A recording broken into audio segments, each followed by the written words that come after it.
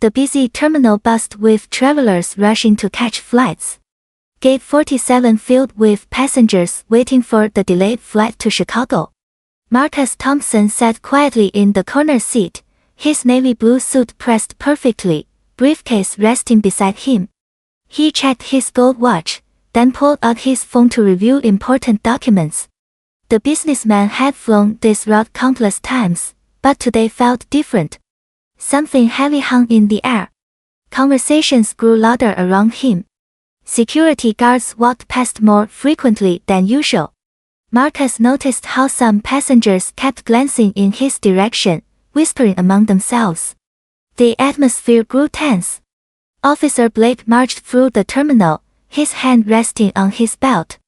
Someone had reported a suspicious person near gate 47. His eyes locked onto Marcus immediately. Without hesitation, Blake approached the seated businessman. "Sir, I need you to stand up slowly," Blake commanded, his voice cutting through the gate area chatter. Marcus looked up from his phone, confused. "Is there a problem, officer?" "Just stand up and put your hands where I can see them," Blake ordered, already reaching for his handcuffs. "Wait, what is this about?"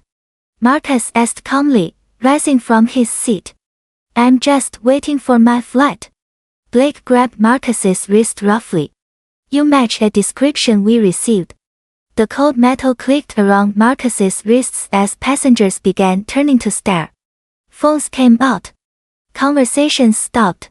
A circle of onlookers formed around them, some recording the scene unfolding before their eyes. Marcus remained perfectly calm despite the handcuffs cutting into his wrists.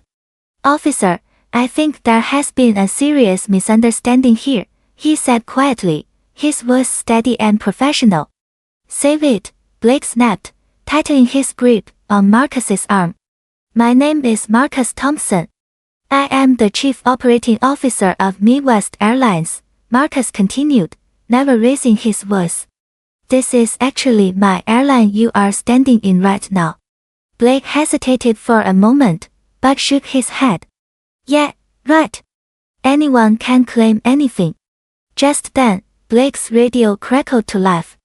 "Officer Blake, we have an update on that suspicious person report." False alarm. The caller admitted they made an error. "Subject is not a threat." Blake's face went pale as he processed the information. At that exact moment, the gate agent's voice echoed through the terminal speakers. "Ladies and gentlemen, we apologize for the delay.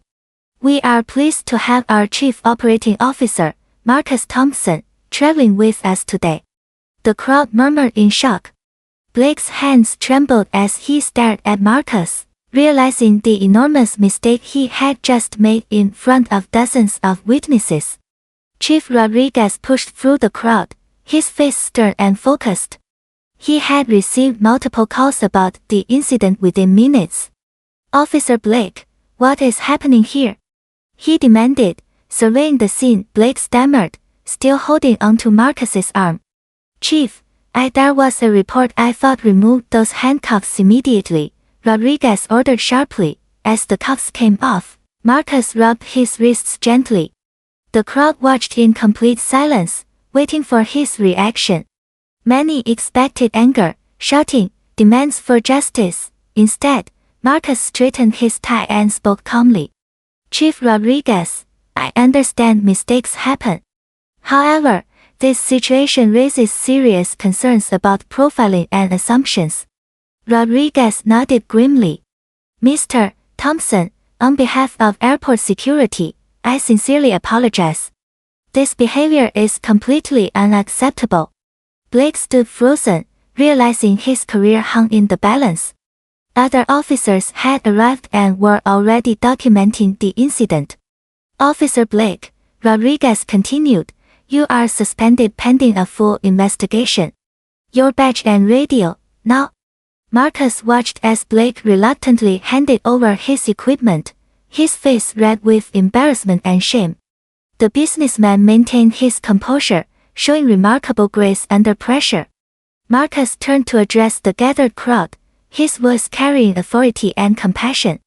"Everyone, Please understand that change happens when we choose education over anger, he said. Looking directly at the cameras still recording, Chief Rodriguez stepped forward. Mr. Thompson, we will implement immediate policy changes. Mandatory bias training for all security personnel starts next week. Marcus nodded approvingly. That is exactly what needs to happen. We must build systems that protect everyone equally. A young girl in the crowd asked her mother why the officer acted that way. Marcus overheard and knelt down to her level. Sometimes people make wrong choices based on fear, but we can help them learn better ways. The airline staff announced boarding would begin shortly. Marcus picked up his briefcase, shook hands with Chief Rodriguez, and walked toward the gate. As passengers boarded, conversations buzzed about what they had witnessed. Many spoke of Marcus's remarkable grace, and how one person's dignity had sparked hope for real change in their community.